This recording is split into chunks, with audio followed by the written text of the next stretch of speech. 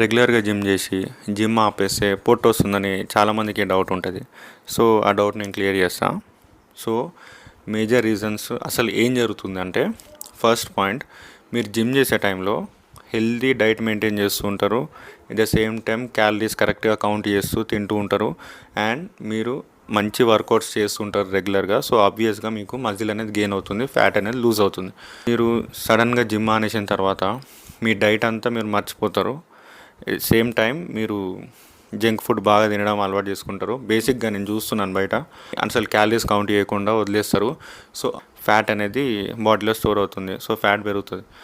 Second point, మీ body resistance training ఏది లేకపోవడం వల్ల, మీ బాడీకి ఏ యాక్టివిటీ లేకపోవడం వల్ల కూడా మీకు క్యాలరీస్ అనేది ఎక్కువ బర్న్ కావు.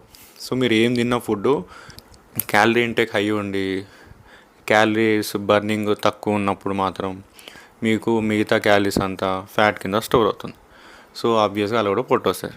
సో ఇలా జరగకుండా మేము ఏం చేయొచ్చు ఒకవేళ జిమ్ మానేస్తే అని మీకు క్వశ్చన్ వస్తుంది. కాబట్టి ఆన్సర్ కూడా ఉంది. సో మీరు ఏం చేయొద్దు, సింపుల్గా డైలీ అట్లీస్ట్ జిమ్కి వెళ్ళకుండా ఏదో ఒక యాక్టివిటీ పెట్టుకోండి. డైలీ ఒక 30 minutes walk, 20 minutes walk, what ever, ఒక అట్లీస్ట్ ఒక బేసిక్ యాక్టివిటీ కొంచెం క్యాలరీస్ బర్న్ అయ్యేటట్టు ఆ యాక్టివిటీ పెట్టుకోండి. మంచి డైట్ కొంచెం క్యాలరీస్ కౌంట్ చేస్తూ తింటే కూడా దాన్ని బట్టి కూడా మీరు ఎక్కువ ఫ్యాట్ రాకుండా ఉంటుంది. సో అదొక్కటి మెయింటైన్ చేసుకొని సరిపోతుంది.